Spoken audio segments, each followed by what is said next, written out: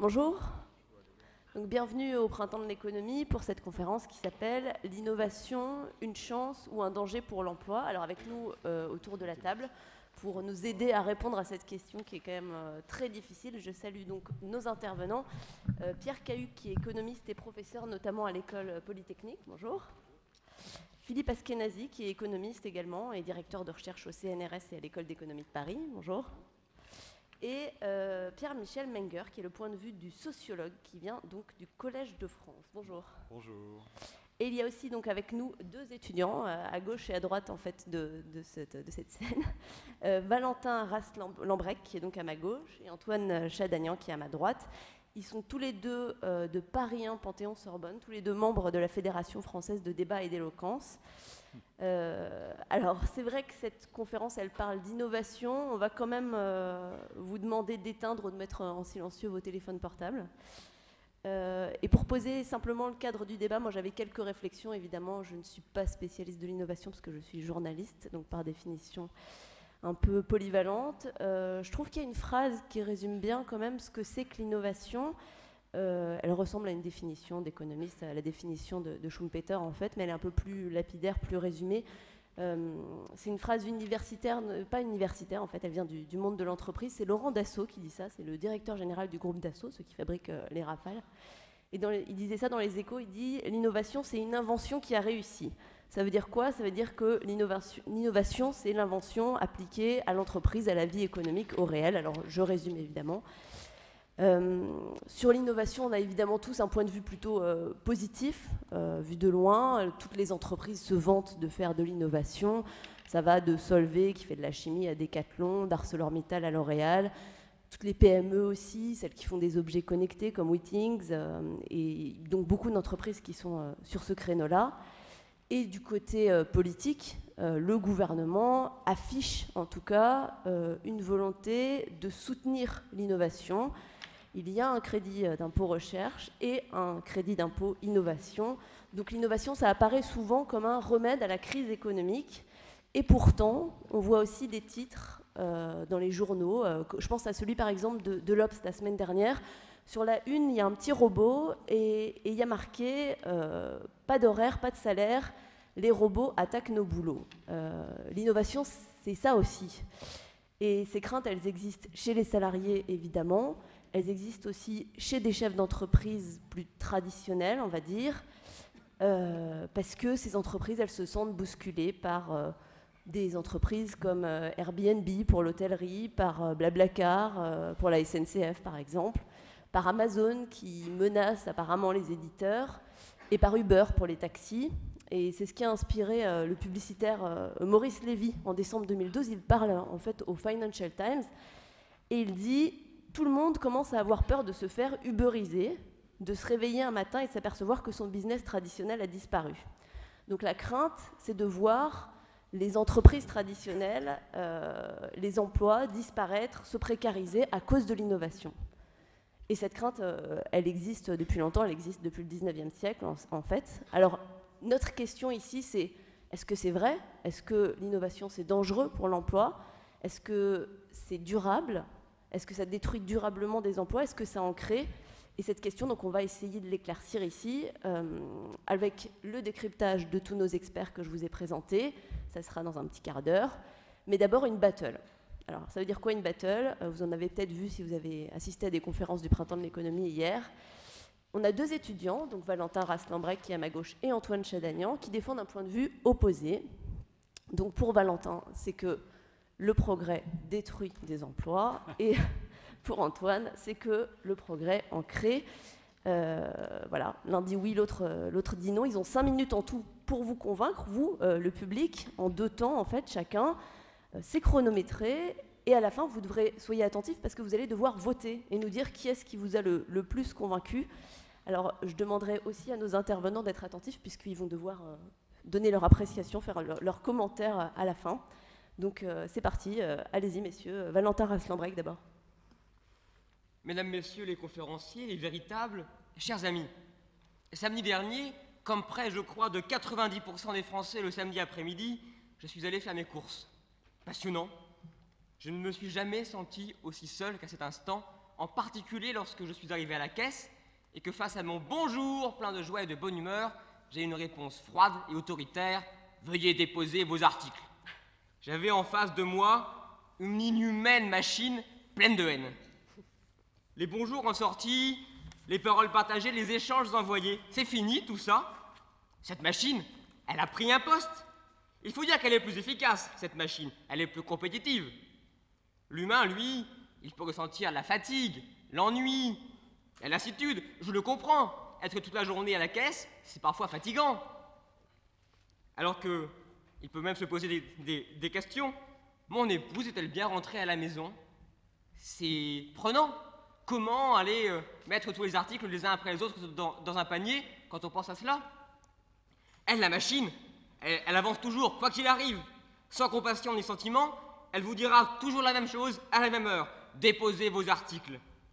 Pour que cette machine, elle prenne tant de place, il a fallu un déclic, un petit choc, un problème. Il est où, ce problème? Le véritable problème, chers amis, c'est l'innovation. Vous m'avez entendu hier, j'ai dit pile l'inverse. Vous comprenez ma difficulté aujourd'hui. Aujourd'hui, cette innovation, elle permet, oui, un progrès technique, elle permet, oui, de créer des activités. Et des activités opposées, indirectes. Elle crée des activités pour des robots et des machines. Elle en écrase. Elle écrase des postes, je viens de le dire. La personne, l'homme ou la femme qui occupait le poste avant cette machine, qu'est-il devenu aujourd'hui? Quand on voit que plus de 10% des citoyens sont au chômage, je me le demande bien.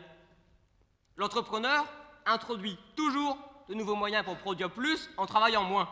Il veut faire, et cela se comprend, des gains de productivité. Mais ces gains ont un effet très négatif pour l'emploi. Forcément, il en écrase. Je dois aussi nuancer mon propos. On a beau faire de beaux outils, ils peuvent tomber en panne. C'est rare, mais il arrive qu'un iPhone se casse. Et c'est rare, mais les machines à intermarché, parfois, elles tombent en panne aussi quand elles travaillent toute la journée. Plus de batterie, problème d'électricité, un éclair qui les fait exploser. Alors il faut forcément les réparer. Donc oui, je nuance en disant que l'innovation, elle crée des emplois indirects. Aujourd'hui, il faut donc des citoyens qui réparent ces machines d'intermarché à défaut d'être eux-mêmes des monstres de compétitivité.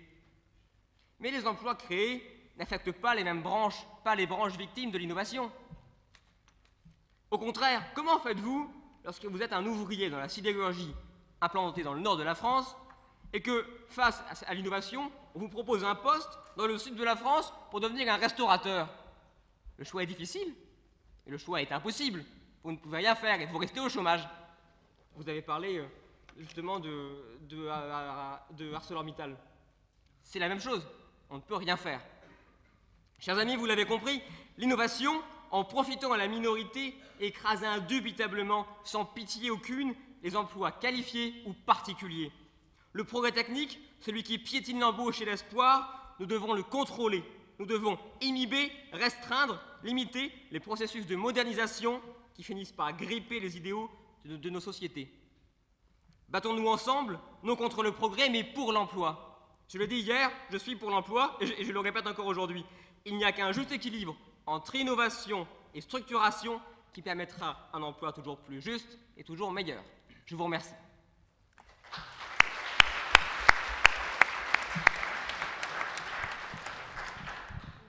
passe donc la parole à Antoine Chadagnan, qui est étudiant à Paris 2, je me suis trompée tout à l'heure. Oui, j'ai aussi fait la Sorbonne, donc ça va. Et qui donc, lui, va nous dire qu'il est plutôt favorable au progrès technique. Oui, plutôt, oui. Madame, messieurs, chers contradicteurs, cher public, chers juges d'un jour. Au XVIIe siècle, un économiste nous relatait l'anecdote suivante. Il a été proposé à une ville de lui procurer de façon fort abondante de l'eau par le biais de machines faciles et peu coûteuses. Bonne idée, a priori. Croirait-on qu'à l'époque, la principale objection a été la demande « Mais que deviendront les porteurs d'eau ? Oui, argument compréhensible à l'époque, légitime au XVIIe siècle, lorsque le progrès technique fait peur, on a souvent peur des choses que l'on ne connaît pas encore, et donc à cette époque, en pratique, les ouvriers ont souvent pris l'habitude de procéder à la destruction des machines, et puis dans les cas les plus extrêmes, parce que ça ne suffit pas seulement de détruire la machine, voilà qu'on avait eu la bonne idée de supprimer l'inventeur lui-même. Bon, c'était au XVIIe siècle, cher contradicteur. Mais aujourd'hui, nous ne sommes plus au XVIIe siècle et le progrès technique a fait ses preuves, et fait ses preuves tous les jours.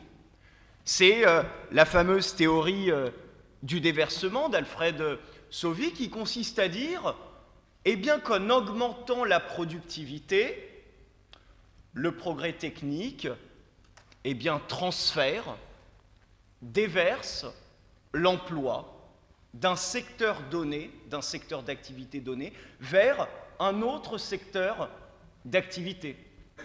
C'est ce que Joseph Schumpeter appelait une destruction, mais une destruction créatrice. Je vous laisse apprécier l'oxymore. Et puis pour que tout le monde comprenne bien de quoi est-ce que l'on parle, prenons un exemple de la vie de tous les jours. Imaginons une voiture, et imaginons que l'on décide eh bien, d'utiliser, au stade de la fabrication de cette voiture, eh bien, une nouvelle machine. Alors oui, la première conséquence, cher contradicteur, et je vous rejoins, c'est que l'utilisation d'une nouvelle machine au stade eh bien, de la fabrication de la voiture va entraîner une diminution du nombre d'emplois, une diminution du nombre de salariés dans la chaîne de montage au niveau de la fabrication. Merci. Très bien, nous sommes d'accord jusque-là. Oui, mais qui dit moins de salariés, dit aussi moins de salaire à payer pour le constructeur automobile. Et forcément, s'il y a moins de salaire à payer, cela voudra dire que le constructeur pourra vendre sa voiture moins chère. Le consommateur, lui, va bénéficier de cette réduction du prix lors de l'achat de sa voiture. Il va donc payer moins cher un bien dont il croyait qu'il allait lui coûter plus cher. Augmentation évidente du pouvoir d'achat des consommateurs.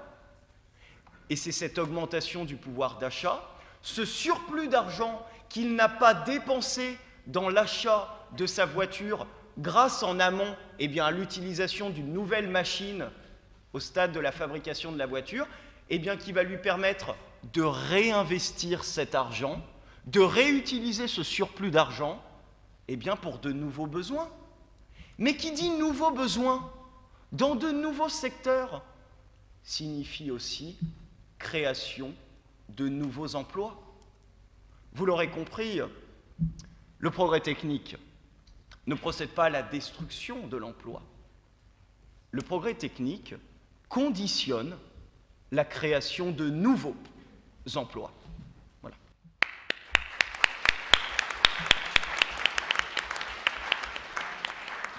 Cher Antoine, pardon, cher contradicteur, vous avez raison, entièrement sur toute la ligne, je vous remercie. Des porteurs d'eau de 1734 à l'inhumaine machine que je rencontrais, où est l'unité, le point commun? Il est simple, le rassemblement du progrès pour l'emploi, il se fait dans la révolte. Vous l'avez dit, lorsqu'on n'a plus de travail, on ne peut plus acheter la voiture, même si elle est moins chère. Cela donc crée une baisse d'emploi, et cela ne permet pas d'aller racheter et d'investir. La révolte, c'est celle de la haine et du sang, celle de la mort de bataille dans Zola, et celle des employés dénudés, employés par Mittal.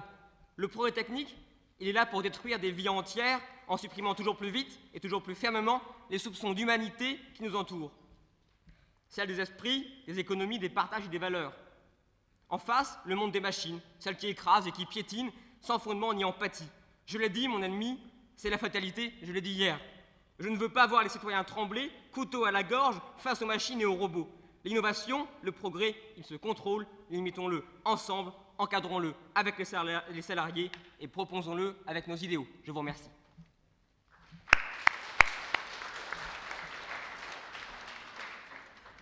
Et donc, Antoine Chadagnan, 1 minute également. Cher contradicteur, vous êtes un profond démagogue. Bon. Vous êtes surtout quelqu'un de très dangereux. En 1 minute de réfutation, vous avez eu le temps d'utiliser les mots haine, sang, révolte, couteau, piétine, fatalité. Bon, oui, j'apprécie beaucoup ces moments où vous savez, vous avez 1 minute pour conclure et donc réfuter ce que vient de dire votre contradicteur du jour et où finalement vous nous sortez un texte pré-rédigé à l'avance comme si vous aviez su déterminer avant même d'avoir entendu le discours de votre contradicteur ce qu'il allait bien pouvoir vous raconter. Bon, cher Valentin, je souhaiterais rebondir sur l'argument que tu as utilisé tout à l'heure qui consistait à dire que lorsqu'on avait été formé d'une certaine manière et que l'on exerçait bien un emploi donné, on n'allait pas pouvoir travailler dans un autre secteur parce que nécessairement on n'allait pas présenter les compétences requises. Cher monsieur, cet argument est totalement infondé, c'est un argument que vous avez développé au début, puisque dans ce cas, il n'y a qu'à se reformer, et puis en plus de pouvoir exercer une nouvelle fonction lorsque l'on sera formé, cela fera tout simplement du travail pour ce qu'on appelle des formateurs. Bon, et au-delà de ça, je remarque quand même que le progrès technique crée de l'emploi. Il y a dans cette salle plein de futurs économistes et le progrès technique sera au moins une question sur laquelle vous pourrez débattre plus tard. Voilà, je vous remercie.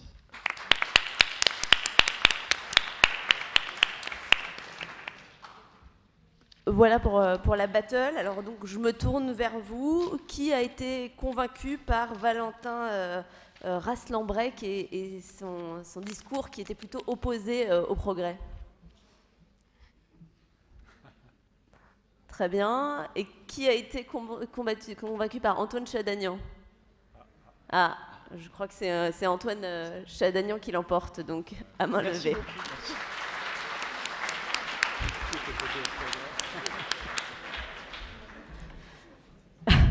Donc bravo à nos 2 étudiants. Je demande maintenant à Pierre Cahuc, d'abord à l'économiste Pierre Cahuc, de nous dire ce qu'il a pensé de ce débat. Oui, je pense que les termes essentiels du débat étaient posés. C'est bien, tous les thèmes ont été abordés, destruction d'emploi, création d'emploi. Vous n'avez plus rien à dire? Si, encore. Moi, je n'ai plus rien à dire. Non, vous n'avez plus rien à dire après nos 2 étudiants. Non, pratiquement pas. Simplement le fait que vous avez bien montré que la réponse en fait dépend du contexte. Hein. Souvent en économie, la meilleure réponse c'est toujours de répondre ça dépend. On voit bien que l'effet du progrès technique ici sur l'emploi va dépendre du fait de savoir si les personnes peuvent se reformer facilement ou pas. Les thèmes que vous avez abordés, donc je pense que c'est des thèmes dont on va parler tout à l'heure. Qu'on va approfondir avec vous effectivement. Pierre-Michel Menger, donc le point de vue du sociologue peut-être sur cette battle. Oui, le discours de Valentin était construit en A-B-A. A contre, B je concède un peu et A je reviens sur ma concession. Et c'était peut-être un peu trop prévisible. Il y a dans les sonates musicales, dans la composition musicale, parfois des moments où on prend de la liberté par rapport à ce genre de format. Et puis l'appel à l'émotion était un peu trop grand. Les caractéristiques du discours d'Antoine étaient un peu inverses. Ce n'était pas une structure en ABA, c'était plus analytique, un peu plus abstrait, mais il pédalait un peu dans l'exemple. Donc c'était intéressant de les entendre tous les deux. Ensuite, voilà, c'était sur le fond des arguments, évidemment. Si nous sommes moins bons qu'eux, ça prouvera que la jeunesse est capable d'innover et pas nous. Voilà, très bien. Des conseils donc à retenir pour leur prochaine battle. On a bien compris quand même que chacun jouait évidemment un peu un rôle dans cette battle. Philippe Askenazi, économiste aussi, qu'est-ce que vous avez pensé de ce débat? L'argument déjà, enfin, disons, il y avait une situation d'inégalité profonde. On est aux arts et métiers et l'un devait être contre les technologies, le progrès technologique. Donc, dès le départ, il y avait un déséquilibre dans cette bataille et c'est peut-être ça, un des éléments fondamentaux du progrès technologique, c'est que ça met des personnes en déséquilibre et avantage d'autres. On en reparlera. Merci à tous pour votre commentaire. Donc on passe à la partie peut-être un peu plus classique, mais pas moins intéressante de ce rendez-vous. Je rappelle que le Printemps de l'économie, c'est une manifestation qui se veut interactive et qui se veut vivante. Donc surtout, notez bien vos questions pendant que chacun de nos spécialistes fait son propos introductif. Vous pourrez évidemment les poser après. Ils ont 10 minutes chacun environ pour poser les termes du débat. Je vous conseille donc de faire votre réserve de questions pendant ce temps-là. On va commencer peut-être par Pierre Cahuc. Si on caricature, je suis volontairement caricatural, vous dites le progrès technique, l'innovation, ce n'est pas mauvais pour l'emploi et le travail. Non, moi je dis ça dépend, effectivement. On va tous vous dire ça dépend, et donc ensuite vous jugerez selon les circonstances. J'ai préparé quelques transparents que je pense retrouver. Voilà. Alors, en fait, je voudrais d'abord commencer par vous dire ce qu'est le progrès technique, et je vais vous montrer que le progrès technique est partout. Donc, et c'est quelque chose de beaucoup plus diffus que ce à quoi on peut penser spontanément. Donc, ce qu'on appelle le progrès technique, c'est une sorte de facteur qui accroît la production lorsque, pour un nombre donné de personnes qui travaillent, un nombre donné d'heures de travail, il y a un stock de capital donné. C'est ce que vous avez entendu, c'est le résidu de Solow. Donc ça, il faut bien voir que ça a de multiples facettes. Lorsque une boulangerie ouvre à côté de chez vous, d'une certaine manière, si elle produit un pain qui est meilleur, moins cher, c'est du progrès technique, c'est de l'innovation. Toutes les innovations ne sont pas des innovations macroéconomiques très importantes. Ce qui fait la croissance, ce sont des micro-innovations, des innovations de tous les jours, des services nouveaux, des biens nouveaux, et c'est un phénomène surtout microéconomique. Je pense qu'il est essentiel d'avoir ça en tête pour comprendre comment fonctionne l'économie et quels sont les problèmes qui sont posés par le progrès technique. Ce qu'il faut aussi comprendre, c'est que le progrès technique, c'est le facteur essentiel de croissance à long terme. S'il n'y a pas de progrès technique, s'il n'y a pas de facteur qui accroît la production à volume donné de capital et de travail, il n'y a pas de croissance à long terme. Ce qui tire l'accumulation du capital, c'est le progrès technique. C'est le progrès technique. Alors, donc, évidemment, le progrès technique, il vient d'une activité humaine, parce que chaque jour, il y a des personnes qui ont des idées, qui peuvent les mettre en œuvre, que le quotidien s'améliore. Et ce phénomène a été souligné par Schumpeter dans un ouvrage très connu qui est très facile à lire, qui a été traduit en français. Je vous conseille de lire. Il y a beaucoup de choses sur l'économie, sur aussi la science politique, la démocratie. C'est un très bel ouvrage. Et dans cet ouvrage, il insiste sur le fait que la création de nouveaux produits et services induit la croissance. Les innovations, mais évidemment, elles détruisent les emplois. Vous l'avez souligné dans vos exposés très brillamment. Et tout simplement parce que quand on crée un nouveau téléphone, un nouvel ordinateur, mais aussi quand un meilleur boulanger arrive, on va plutôt chez le meilleur que chez le moins bon. Et puis, voilà, ça détruit des emplois. Et ça met aussi les entreprises sous tension. Si vous savez que vous avez des concurrents qui peuvent arriver, vous êtes incité à innover. Et c'est tout ça qui génère une réorganisation constante de l'appareil productif. Et ce que je voudrais ici souligner, c'est le fait que cette organisation constante, elle est massive, elle est très importante, et elle se situe à un phénomène très microéconomique. En effet, lorsqu'on parle de création, destruction d'emplois, on pense souvent aux variations nettes de l'emploi. En janvier 2014, il y a 16,5 millions d'emplois dans le secteur marchand en France. Combien en aura-t-il en janvier 2015, en janvier 2016 ? Mais il faut voir que ça, c'est une partie du problème. Le volume d'emploi qui existe à un moment donné dans l'économie, il résulte d'entrées, de sorties dans l'emploi permanente. En fait, il résulte d'embauches et de séparations, des gens qui rentrent dans les entreprises, qui en sortent. Et puis aussi, on peut distinguer les réallocations d'emplois entre les entreprises. Il y a des entreprises qui perdent des emplois et des entreprises qui gagnent des emplois. Il y a même des entreprises qui disparaissent et il y a de nouvelles entreprises qui sont créées. Donc on distingue de ce point de vue-là ce qu'on appelle les flux de travailleurs et les flux d'emploi. Et ces flux sont très importants. Donc si on pense aux flux d'emploi, la manière dont les emplois se réallouent entre les entreprises, lié au fait qu'il y a des entreprises qui se créent, qui disparaissent, mais au fait des entreprises qui croissent et d'autres qui décroissent, ces volumes sont très importants. En France, chaque année, il y a à peu près 15% des emplois qui sont détruits. Il y a à peu près autant qui sont créés. Et c'est un phénomène qui est très, très microéconomique. Si je découpe la France en 600 secteurs, il y a à peu près 80% des réallocations des emplois qui sont au sein de chacun de ces 600 secteurs. Donc, c'est un phénomène qui est très localisé. C'est l'exemple type de l'innovation en France, c'est le boulanger qui ouvre beaucoup plus que l'innovation qui consiste à produire des rafales. Des rafales, on en vend quelquefois, assez peu souvent. Du pain, on en vend beaucoup plus souvent. C'est oui. archaïque. Par rapport aux baguettes, vous avouerez que ça reste On vend moins souvent des rafales. statistiquement négligeable, même en termes d'euros par an. Et donc, c'est vraiment, il faut vraiment comprendre ça pour bien comprendre ce qu'est l'innovation, ce qui génère la dynamique de nos économies. Et un chiffre aussi à avoir en tête, c'est qu'à peu près ce phénomène de relocation des emplois, il est tiré par le fait qu'il y a des emplois qui se réallouent entre les entreprises, mais aussi des entreprises qui sont détruites, comme je l'ai indiqué. Et il y a à peu près un tiers des réallocations d'emplois qui sont liées aux créations, destructions d'entreprises. Il y a à peu près 10% des entreprises qui disparaissent chaque année et 10% qui sont créées, d'entreprises plus petites que la moyenne en général, mais ça entraîne un impact important sur les relocations d'emplois entre entreprises. Alors, les mouvements d'emploi, des mouvements de travailleurs, ils sont encore plus importants que les mouvements d'emploi. Parce qu'une entreprise qui garde un stock d'emploi constant, il y a des entrées et des sorties sans cesse.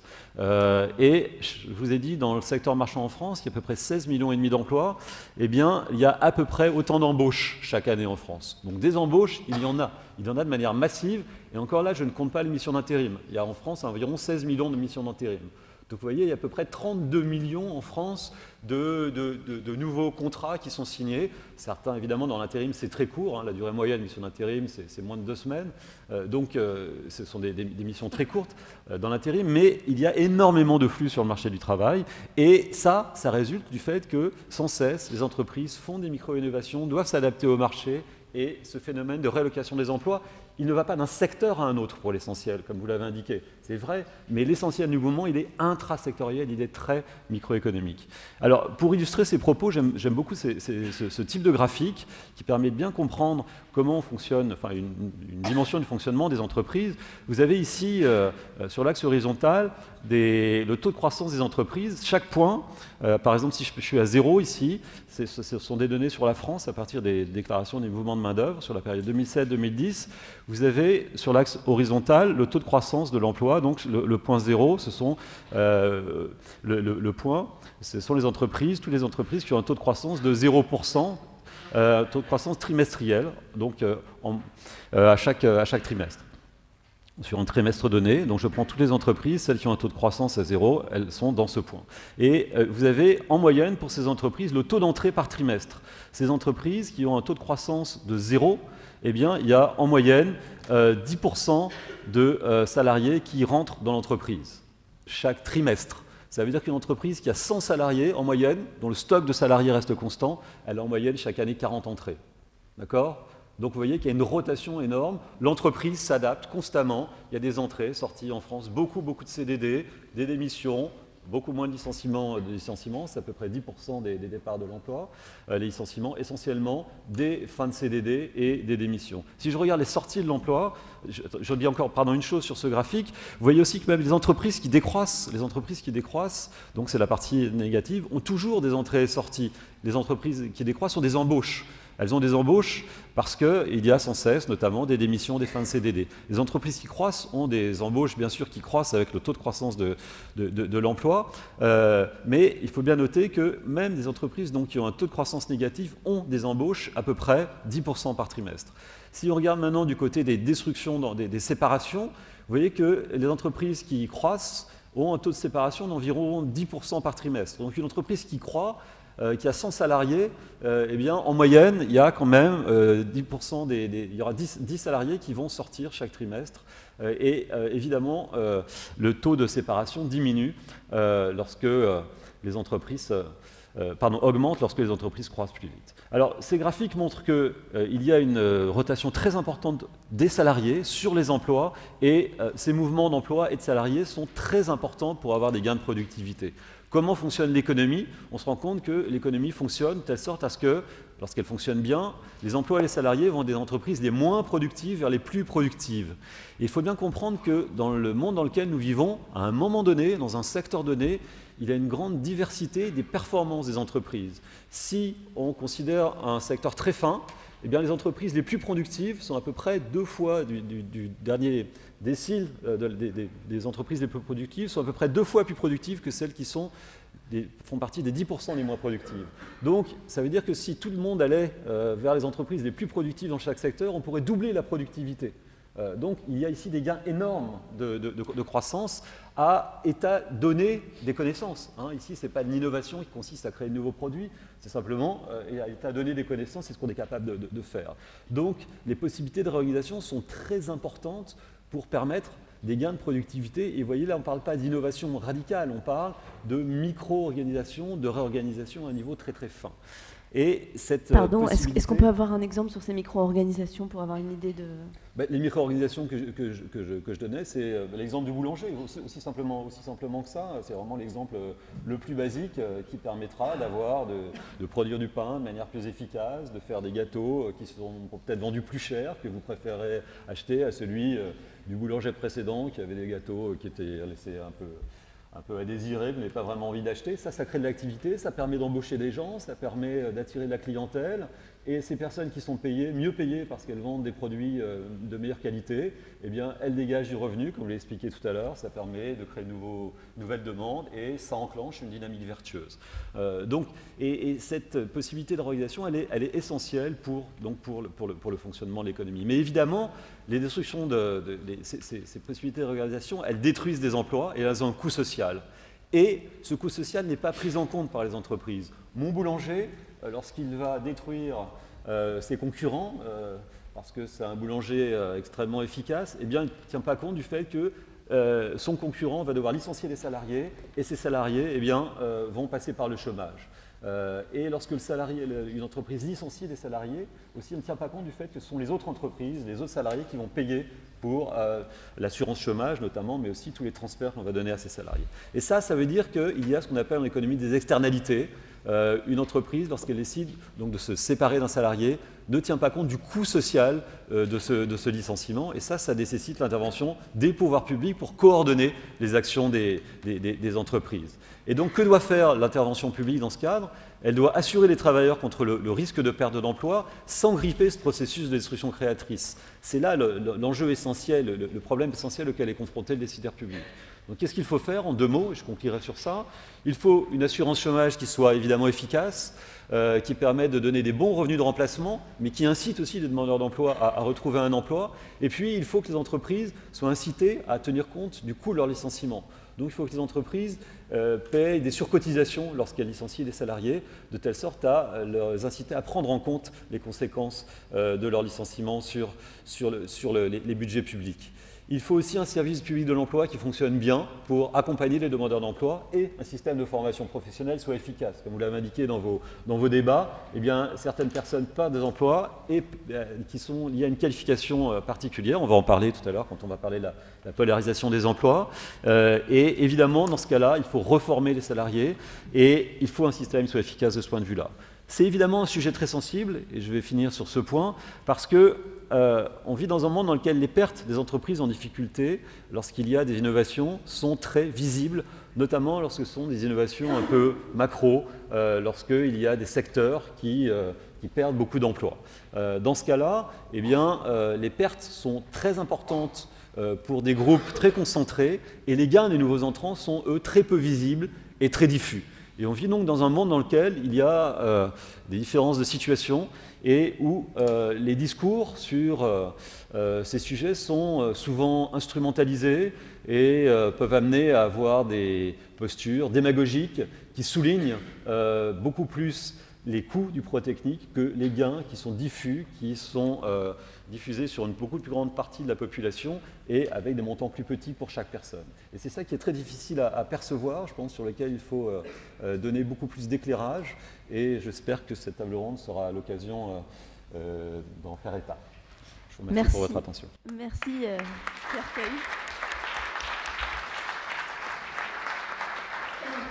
Je vais récupérer ma place et on va écouter Philippe Askenazi, le point de vue, le cadrage de Philippe Askenazi sur cette question. Voilà, merci. Alors moi, je n'ai pas de PowerPoint, ce qui est l'avantage que vous me regardez plutôt que l'écran, donc je ne suis pas substitué par l'écran. Donc, aujourd'hui, on parle à la fois d'innovation, de progrès technologique, de productivité, de perdant, de gagnant. Un de mes propos, c'est vraiment que vous ayez en tête que l'innovation n'est pas nécessairement un progrès technologique et n'est pas nécessairement quelque chose de porteur de productivité. Alors, déjà, donc on en a un petit peu parlé avec Pierre Cahuc. Vous avez des innovations qui sont à la fois purement technologiques et des innovations qui sont organisationnelles, c'est-à-dire on organise le travail différemment et ce n'est pas nécessairement lié à une technologie particulière. Si en cours, au lieu de vous faire un cours magistral, on décide de vous faire un cours en petits groupes, ben, c'est pas lié à une technologie, mais véritablement à une organisation que l'on a, que l'on a modifiée. Alors, lorsqu'on essaye de regarder le champ des innovations, elles sont de type assez différent en termes d'impact sur les activités économiques ou sur l'emploi, tout simplement parce qu'elles ne visent pas nécessairement les mêmes objectifs. Alors il y a un premier type qui est peut-être celui qui est le plus violent, ce sont les innovations qui tendent à substituer une activité, un bien, un service à un autre. Donc par exemple, on a fait toutes sortes d'innovations dans le secteur de l'automobile qui font qu'on a bien moins besoin de l'acier, bien plus de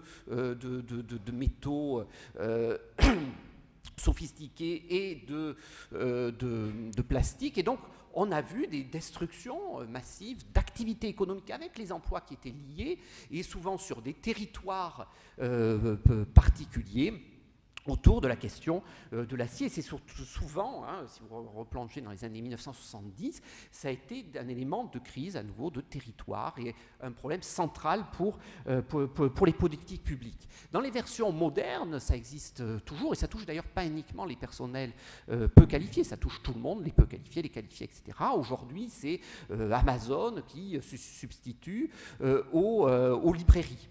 Et là, vous avez, dans le cas d'Amazon, donc des personnes qui sont en fait qualifiées, les personnels des librairies étaient plutôt qualifiés, qui sont en situation de disparition. Alors, derrière cela, il y a quand même, dans le cas Amazon, en tout cas facialement, des gains de productivité qui sont très importants, mais ce n'est pas évident que ce soit nécessairement des gains de bien-être pour la population, de perdre son libraire, et ça, je pense, c'est un point aussi de discussion.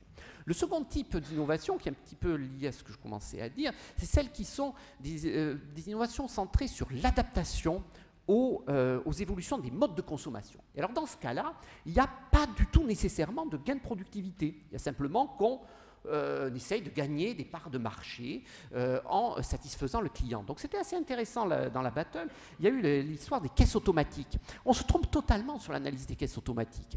Les caisses automatiques sont venues d'une analyse non pas de gain de productivité, il n'y a aucun gain de productivité, tout simplement parce que vous avez besoin d'assistantes de caisse ou d'assistants de caisse, de personnes qui vous aident lorsque ça ne marche pas. Et effectivement, il y a de la maintenance qui est très importante. Donc il y a autant d'humains, en fait, avec les caisses automatiques. Alors, pourquoi on a introduit les caisses automatiques? Parce qu'on s'est aperçu qu'il y avait de plus en plus de CSP+, qui s'ennuyaient dans les queues des supermarchés.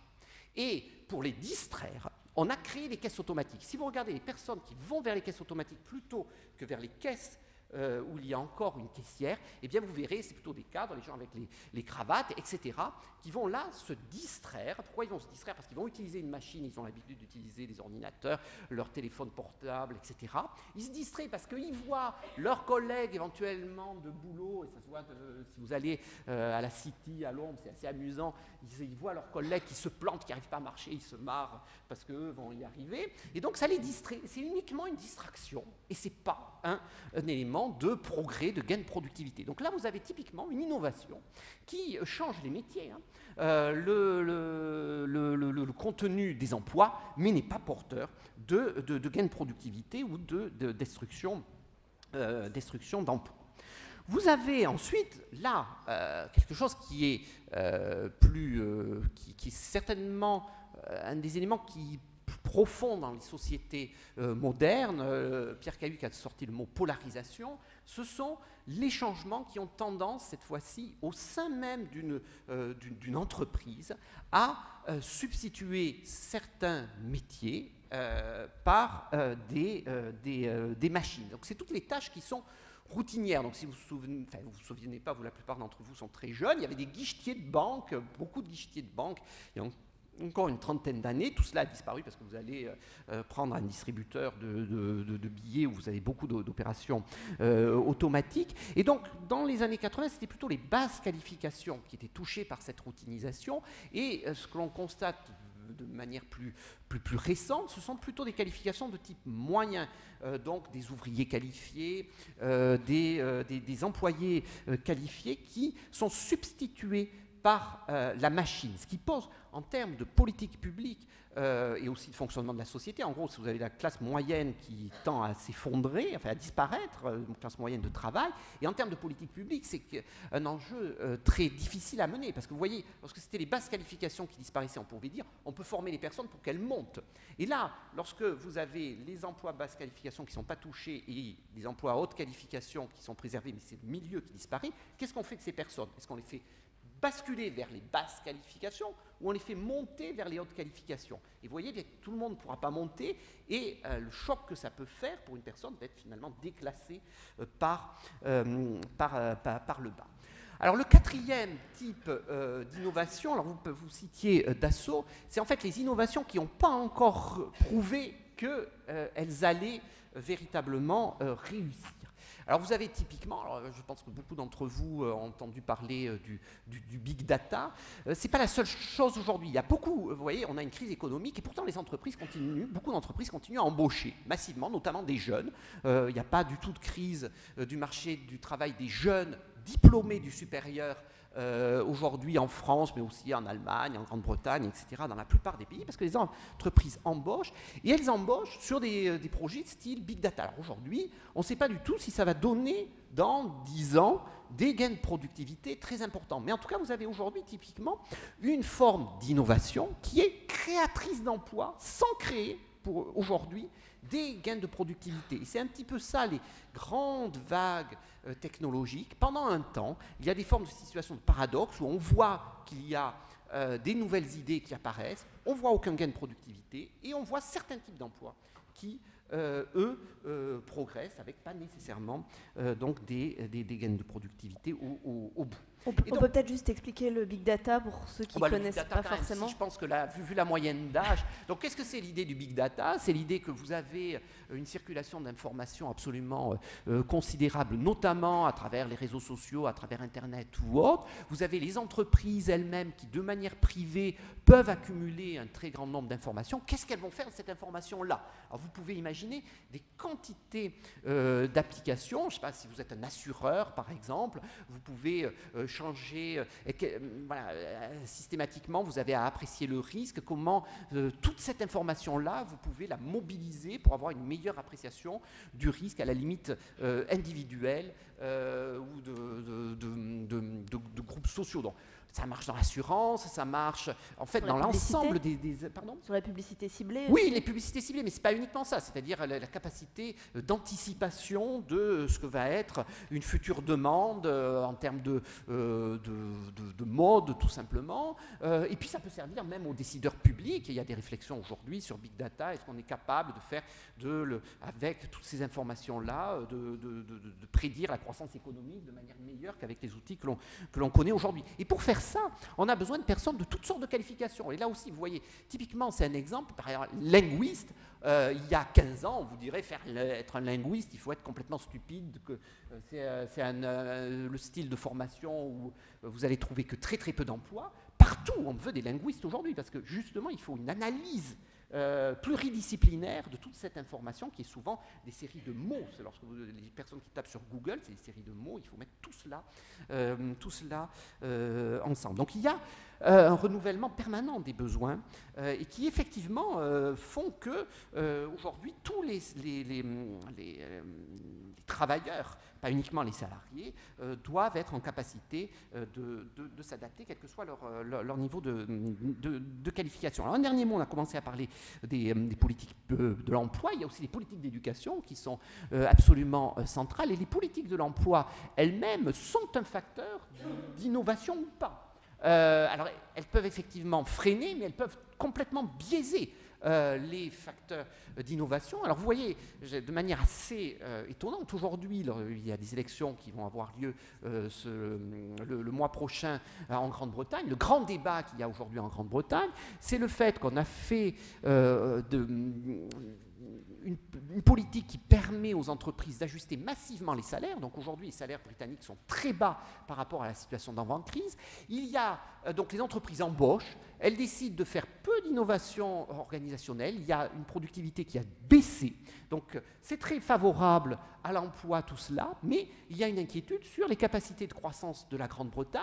Et même il y a un discours qui se construit qui est qu'on ne crée pas d'innovation, on a des salaires bas, et on embauche beaucoup, donc on est obligé de faire venir des immigrés en Grande-Bretagne, et tout ça va faire mourir la nation britannique. C'est le discours du UKIP britannique. Donc, juste pour vous montrer que l'exemple britannique, qu'on peut avoir, même de manière centrale, les choix de politique qui influencent les choix d'innovation des entreprises, et donc finalement la balance entre création de richesse pour tous et emploi, et quel niveau d'emploi.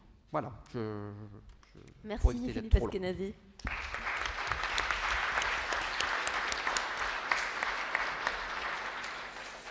Donc je me tourne maintenant vers Pierre-Michel Menger qui a également une présentation. Là, cliquez là. Ça doit être ça. Voilà. Bien, bonjour. Pierre-Michel Menger qui est donc sociologue. Voilà, je suis le sociologue de service. Je vais commencer par quelques éléments d'analyse économique. La théorie économique, elle nous dit à peu près ceci: l'innovation technologique augmente la productivité et donc la richesse nationale, mais cette croissance ne profite pas nécessairement à tous, elle n'est pas forcément Pareto optimale, comme on dit. Donc une croissance à forte densité technologique a des gagnants et des perdants.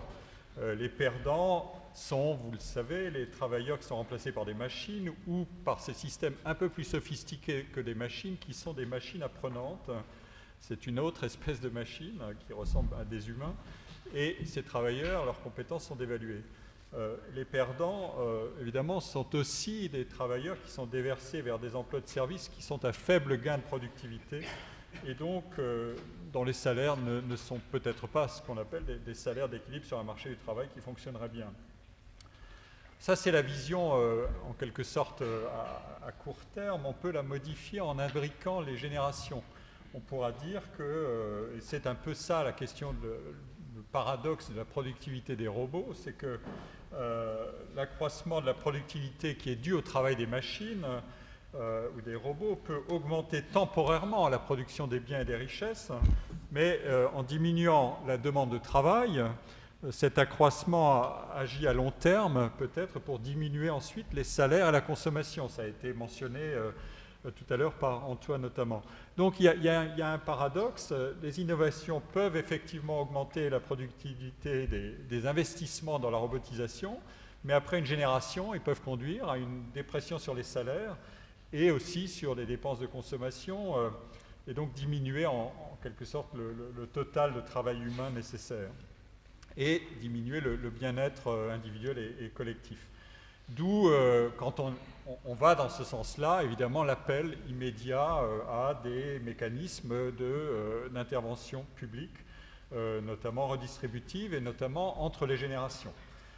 J'ai commencé par là parce que ça nous introduit un problème qui me paraît intéressant, qui est les deux conceptions du temps qui sont derrière la question de innovation d'un côté, emploi de l'autre. L'emploi se situe, c'est une affaire de construction de l'individu, construction des équilibres dans une organisation et les garanties à long terme qu'a fourni l'État social. Le contrat d'emploi salarié fournissait des garanties, des assurances en quelque sorte, et des promesses de gestion intertemporelle d'une carrière.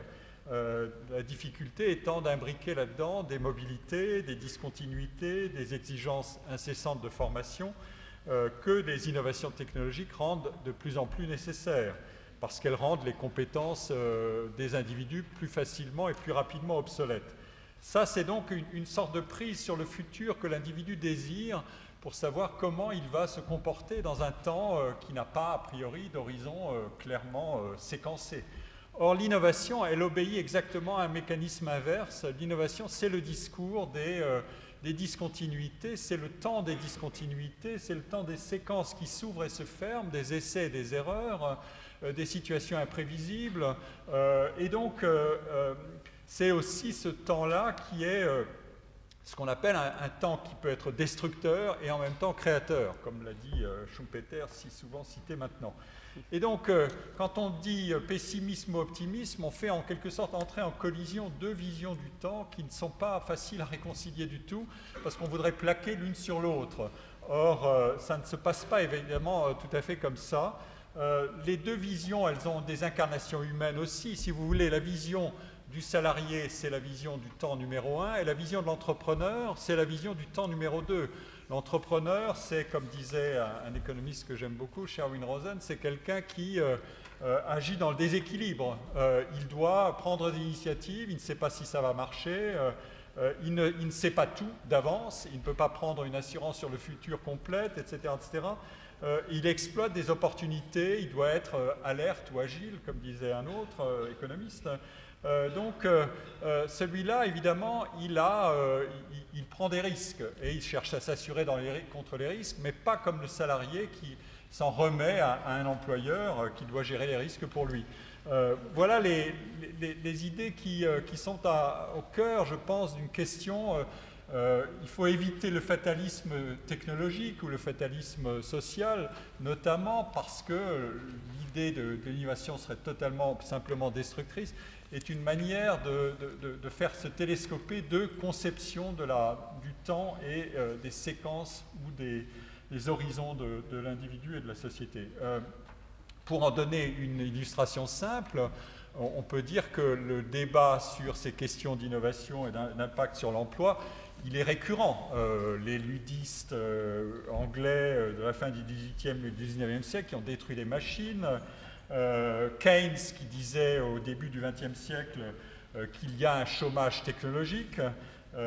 Il est évidemment dramatique pour ceux qui sont affectés, mais il n'est qu'un mécanisme transitoire de désajustement, disait Keynes.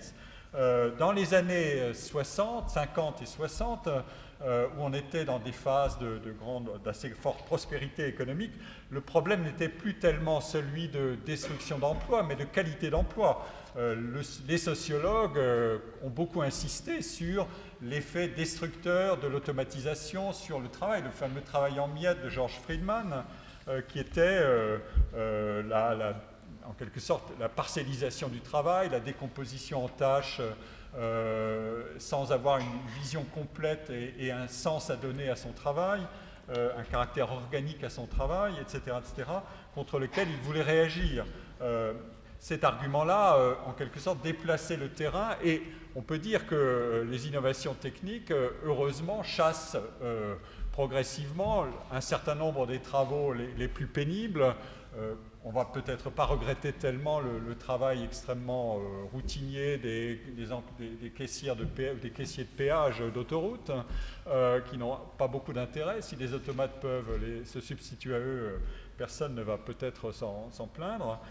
Mais évidemment, la question qui est derrière, c'est contre le travail, il y a l'emploi. Ce n'est pas la même chose.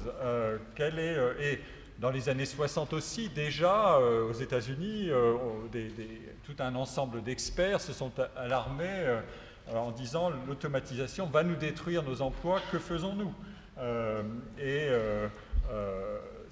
Herbert Simon avait répondu eh bien, peut-être que le problème sera de gérer des vrais problèmes, parce que l'abondance créée par les machines n'est peut-être pas aussi miraculeuse que ça. Les vrais problèmes seront ceux d'un certain nombre de mécanismes de rareté. Il y a des problèmes aussi sérieux que ceux de l'automatisation ou des conséquences du machinisme sur l'emploi, qui sont la croissance démographique, la pauvreté, ou disait-il l'arme nucléaire, etc.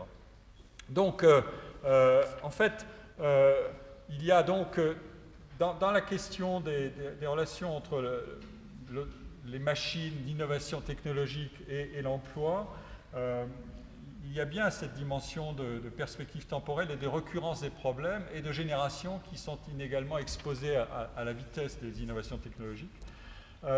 Un des problèmes qui est apparu récemment, c'était celui qui a été mentionné déjà, de la fameuse question de la polarisation des emplois, c'est-à-dire la dépression au milieu. Les emplois les plus menacés, ce ne sont pas ceux qui sont peu qualifiés ou auxquels on ne peut pas substituer des machines, les emplois de service en face à face, etc., ni les emplois très supérieurs qui seraient mieux protégés, parce que ce sont ceux qui fabriquent après tout ces outils et ces innovations, mais c'est les emplois du centre. Alors, cet argument-là, en quelque sorte, croise les deux problèmes qui sont les gagnants, qui sont les perdants, et à quelle vitesse détruit-on ou modifie-t-on des emplois. Le mérite de ce genre de discussion, ça a été d'entrer dans la boîte noire de ce que c'est qu'un emploi.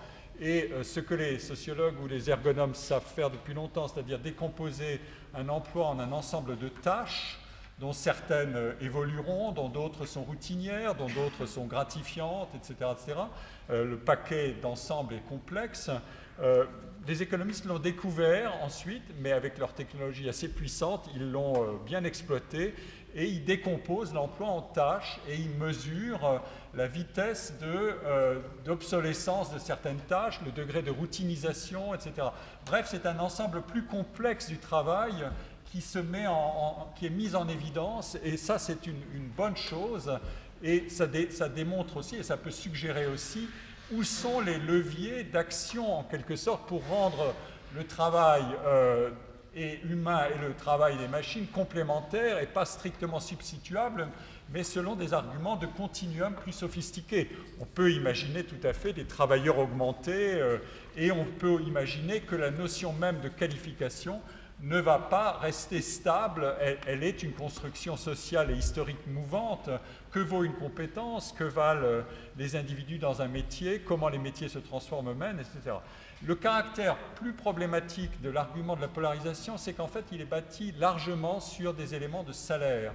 On a distribué les emplois en fonction des niveaux de salaire horaire et on a regardé où se déprimait la courbe, et elle se déprimait au centre de la distribution, là où les salaires moyens, il y avait un recul de l'emploi dans les salaires moyens. Mais c'est une analyse qui peut être discutée et une note récente de la DARES, notamment la mise en évidence. En France, l'argument ne s'applique pas aussi bien que ça. Parce que le salaire, il est le résultat de beaucoup de forces qui s'exercent sur lui et pas simplement de l'intensité technologique. Il est le résultat aussi de la compétition avec des pays à bas coût, avec des réallocations d'emplois, avec des différences sectorielles, avec des problèmes de composition de la main-d'œuvre selon l'âge, etc. Et donc, il est le problème aussi des charges sociales qui pèsent, qui agissent sur le coût du travail, et de leur montée élevée dans certains pays et pas d'autres, etc. Donc le problème, il est beaucoup plus complexe qu'un simple problème de quelles sont les tâches qui vont subir la destruction, la charge de destruction innovante. Pour vous en donner une idée, je vous montre pour finir un exercice assez rudimentaire, mais tout de même, les économistes américains s'interrogent entre eux pour savoir s'ils sont d'accord sur des questions. Alors, question numéro 1, est-ce que l'automation, comme on dit là-bas, avancée, a ou non réduit l'emploi historiquement aux États-Unis? Est-ce que vous êtes d'accord avec l'idée qu'il a détruit l'emploi? Eh bien, la majorité disent, nous sommes d'accord, n'a pas détruit l'emploi, pardon. Et la majorité disent, oui, effectivement, nous sommes d'accord, il n'a pas détruit massivement des emplois. Donc, voilà, on forme une sorte de vote pour savoir ce qu'il en est. Après tout, il y a beaucoup d'incertitudes sur ces questions-là, mais il y a aussi de la culture, du savoir, des recherches, etc. Et les économistes américains ne sont pas les plus manchots pour étudier ces questions-là. Et comme je vous ai dit, la question a été souvent débattue. Deuxième question, est-ce que la technologie et l'automatisation sont un argument central pour expliquer que les salaires médians sont stagnants ou que l'emploi dans les métiers à salaire médian ont diminué en dépit d'une productivité croissante. Et vous voyez là que l'opinion des économistes interrogés est beaucoup plus dispersée. Certains sont d'accord, 35%, d'autres sont incertains, 32%, d'autres disent non, 21%, ou non, pas du tout, etc. Là, l'argument la discussion est beaucoup plus ouverte et heureusement, c'est qui nous réintroduit, quand je veux terminer comme ça, dans l'idée que le propre des mécanismes d'innovation, c'est qu'ils ont leur part d'imprévisibilité et de modification séquence par séquence dans l'histoire des sociétés, des individus et des innovations elles-mêmes. Donc l'affaire n'est pas jouée et appliquer à ça l'argument de l'optimisme ou du pessimisme, c'est en quelque sorte écraser sous un tapis d'émotions des problèmes qui sont beaucoup plus sophistiqués. Voilà, c'est la fin de cette table ronde. L'innovation, une chance ou un danger pour l'emploi?